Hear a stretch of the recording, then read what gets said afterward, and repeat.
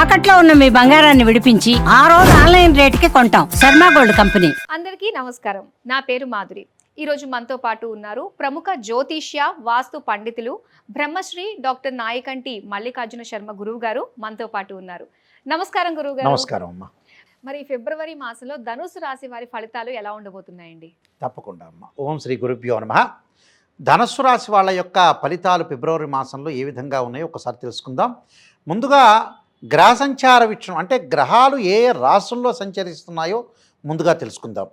వృషభంలో గురువు, మిథున కర్కాటక రాశుల్లో కుజుడి యొక్క సంచారం, కన్యలో కేతువు, మకర కుంభాల్లో రవిబుధులు, కుంభరాశిలో శని, అలాగే రాహు శుక్రులు మీనరాశిలో సంచారం చేస్తున్నాయి. ఇది గ్రహస్థితి ఫిబ్రవరి మాసంలో. మరి ఏ విధంగా ఉండబోతున్నాయి వీళ్ళకి అనేది మనం చూసుకునేటట్లయితే, ధనస్సు రాశి వాళ్ళకి ముఖ్యంగా శుక్రుడి యొక్క బలం అనేది ఎక్కువగా ఉంది. అంటే చతుర్థ స్థానంలో శుక్రుడి యొక్క బలమే, అంటే ప్రతి నెలలో కూడా ఒక్కొక్క రాశికి ఒక్కొక్క గ్రహం యొక్క బలం అనేది సపోర్ట్ చేస్తుంటుంది. అన్ని గ్రహాలు సపోర్ట్ చేయవు. మన ప్రేక్షకులందరూ గుర్తుపెట్టుకోవాలి ఈ విషయం. ఒక్కొక్క నెలలో ఒక్కొక్క రాశి వాళ్ళకి కొన్ని గ్రహాలు మాత్రమే సపోర్ట్ చేస్తుంటాయి. ఆ సపోర్ట్ వల్లే వాళ్ళు బయటపడాలి. ఇక్కడ ధనుస్సు రాశి వాళ్ళకి ఏంది, గురువు మంచివాడు కాదు, అంటే ఆర్థిక స్థితిగతులు మెరుగుపరిచేవాడు గురువు. ఆ గురువు బాల, కానీ శుక్రుడు బాగున్నాడు దాన్ని లెవెల్ చేయటానికి. అంటే చతుర్థ స్థానంలో శుక్రుడు వల్ల ఆర్థిక స్థితిగతులు మెరుగుపడతాయి. అంటే ఆర్థిక పరంగా పరిపుష్టికరంగా ఉంటారు. పరిపుష్టి పరంగా అంటే ఏంటంటే బాగుంటారు అని అర్థం. అంటే ఆర్థిక పరంగా లావాదేవీల విషయంలో ఫైనాన్షియల్ పరంగా ఇంక్రీజ్ అవుతారు. కానీ ఆరో స్థానంలో గురువు వల్ల ఒక 25% వృధా ఖర్చులు జరుగుతుంటాయి. ధనుస్సు రాశి వాళ్ళకి కొద్దిగా జాగ్రత్త ఉండాలి. అంటే ఆ ఖర్చుల్ని ఎక్కడ మనం ఖర్చు చేస్తున్నాం అనేది చూడాలి. ఆ ఖర్చు అంటే ఏమిటి, చాలామంది కూడా ఆలోచన చేసేది ఏంటంటే లగ్జరీ ఖర్చు చేస్తారు. లగ్జరీ కంటే కూడా ఏదో ఆరోగ్యానికి, పిల్లల యొక్క చదువులకి, అసలు విషయాలకి ఏదైతే మనం డబ్బు ఖర్చు చేస్తే అప్పుడు 100% అతను కంప్లీట్ మ్యాన్ అవుతాడు, కంప్లీట్ ఉమెన్ అవుతాడు, కంప్లీట్ మ్యాన్ అవుతాడు. ఎందుకంటే చాలామంది కూడా చేసే మిస్టేక్ ఏంటంటే డబ్బులు ఎక్కడ ఖర్చు పెట్టాలో తెలియదు. డబ్బులు ఎక్కడ ఖర్చు పెట్టాలో, డబ్బులు ఊరికే రావని స్లోగన్ ఉంది కదా, బంగారు డబ్బులు ఊరికే రావు. కానీ దానికంటే ముందు, ఆ స్లోగన్ కంటే ముందు నేను చెప్పే స్లోగన్ ఏంటంటే డబ్బులు ఎక్కడ ఖర్చు పెట్టాలో తెలుసుకోవాలి వాళ్ళు. అంటే మన సెల్ ఫోన్ కోసము లగ్జరీ లైఫ్ కాదు. ఇప్పుడు ఆరోగ్యం బాగుండాలి, 100 ఏళ్ళు బతకాలంటే ఆరోగ్యానికి ఖర్చు పెట్టాలి. మంచి సంబంధం చేయాలంటే ఆ సంబంధం అనేది ఎంతవరకు క్వాలిటీ క్వాంటిటీ ఉంటుంది, కరెక్ట్ పర్సన్సా కాదా చూడాలి. జాతకాన్ని చూసుకోవాలి, జాతకంలో కాంప్రమైజింగ్ కాకూడదు. బాగుందా లేదా చూసుకోవాలి. అతని క్యారెక్టర్ మంచిదా, అమ్మాయి ఎలాంటిది, అబ్బాయి ఎలాంటి వాళ్ళు, ఇవి అనాలిసిస్ చేయాలి. ఆరోగ్యపరంగా ఇంపార్టెంట్ ఉండాలి. మనం పెద్ద 55 ఇంచెస్ టీవీనో లేకపోతే పెద్ద సెల్ ఫోనో, యాపిల్ ఫోనో, ఇలాంటి వాటికి ఇవి నీడు. దానికి ఎంతవరకు పెట్టుబడి పెట్టాలో దానికి అంతవరకే పెట్టుబడి పెట్టాలి. ఆరోగ్యానికి కొంతమంది చాలామంది చేసేది ఇదే రిజల్ట్స్. 10,000 రూపాయలు ఎంఆర్ఐ స్కాన్ చేయాలంటే చేయరు, డాక్టర్స్ ఏదో చెప్తుంటారని. కానీ కొన్ని సందర్భాలు అది ఇంపార్టెంటే. డాక్టర్స్ కొంతమంది ఓవర్ చెప్పేవాళ్ళు కూడా ఉన్నారు, దానిలో డౌట్ లేదు. 2 రకాలుగా చెప్తున్నా. దాన్ని ఏమిటి అనేది కరెక్షన్ చేసుకొని ముందుకెళ్ళాలి మనం.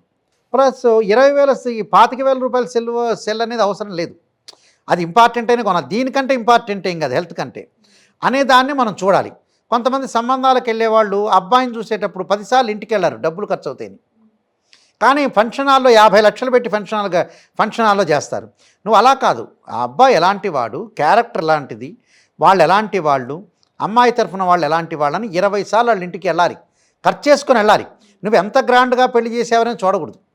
ఇలాంటివన్నీ ఇంపార్టెంట్స్. దీనిలో వీళ్ళకి ఆర్థిక పరంగా శుక్రగ్రహం వల్ల అనుకూలంగా ఉంటుంది, ఫైనాన్షియల్ పొజిషన్ బాగుంటుంది.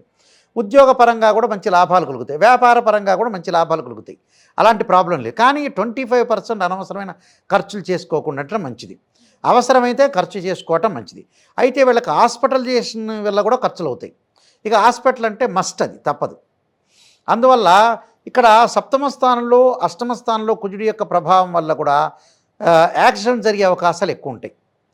యాక్సిడెంట్ జరగకుండా కొద్దిగా మనం ఎంత స్లోగా వెళ్ళినా కూడా కొంతమంది మనల్ని గుద్దేవాడు కూడా ఉంటాడు.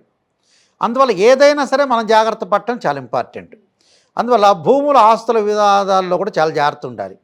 మీరు ఇల్లు కొనుగోలు చేసేటప్పుడు కూడా కరెక్ట్గా అన్ని డాక్యుమెంట్స్ ఉన్నాయా, లింక్ డాక్యుమెంట్స్ ఉన్నాయా, ఈసీలో ఉందా, అన్ని విషయాలు తెలుసుకోవాలి. వీళ్ళకి డబ్బు పోగొడితే మళ్ళీ రిటర్న్ వచ్చే అవకాశాలు లేవు ఈ ఫిబ్రవరి నెలలో. కాబట్టి జాగ్రత్తగా ఉండాలి. అంటే ఫైనాన్షియల్ పొజిషన్ విషయంలో కొద్దిగా అప్రమత్తంగా ఉండటం మంచిది.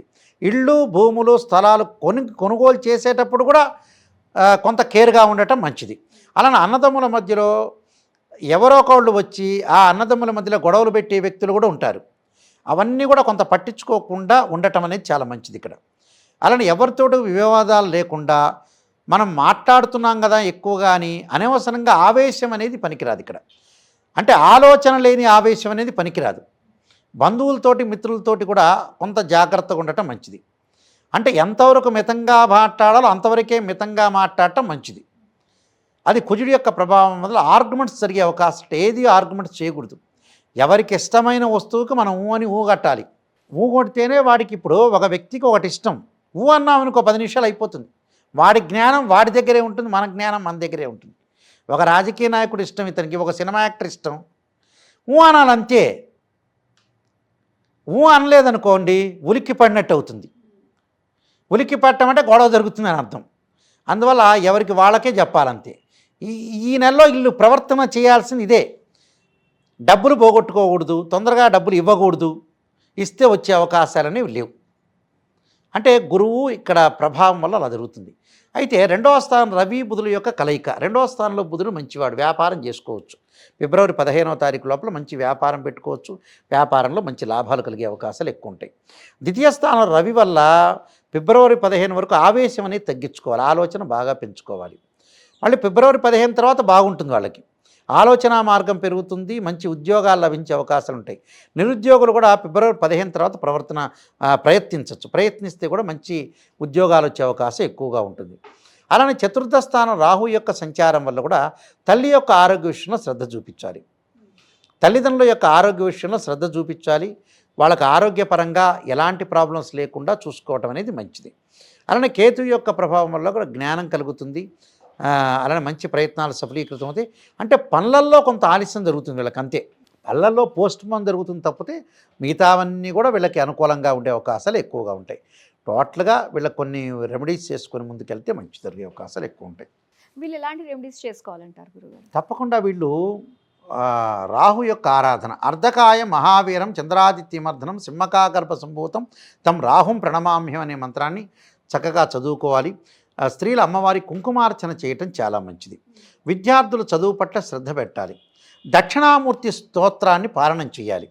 చిన్నపిల్లలు ఒకవేళ చేయలేదనుకోండి, వాళ్ళ పేరు అనుకొని పేరెంట్స్ చేయొచ్చు.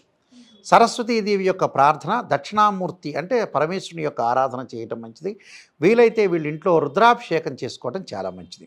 చేసుకోవటం వల్ల కూడా వీళ్ళకి మంచి జరిగే అవకాశాలు ఖచ్చితంగా ఉంటాయి. ఏదైనా మన జాగ్రత్తలో ఫైనాన్షియల్ పరంగా జాగ్రత్త ఉండాలి. వీలైతే దత్తాత్రేయ స్వామి యొక్క కవచం కానీ, దత్తపారాయణం కానీ, శనగలు గురువారం రోజున దానం చేయటం కూడా చాలా మంచిది. ఇవన్నీ కూడా చేస్తే ఏంటంటే నెగిటివ్ పోయి పాజిటివ్ వచ్చే అవకాశం ఖచ్చితంగా ఉంటుంది. ఏమీ ఆందోళన ఎవ్వడూ చెందొద్దండి, ఎవ్వరు కూడా చెందొద్దండి.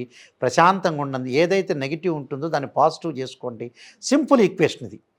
ఎక్కడైతే నెగిటివ్ ఉందో దాన్ని ఎలా ప్రణాళికాబద్ధంగా రూపొందించుకోవాలి, ఆ ప్రణాళికాబద్ధంగా వెళ్ళి ముందుకు వెళ్తే మన 100% మనకు మంచిగా జరుగుతుంది.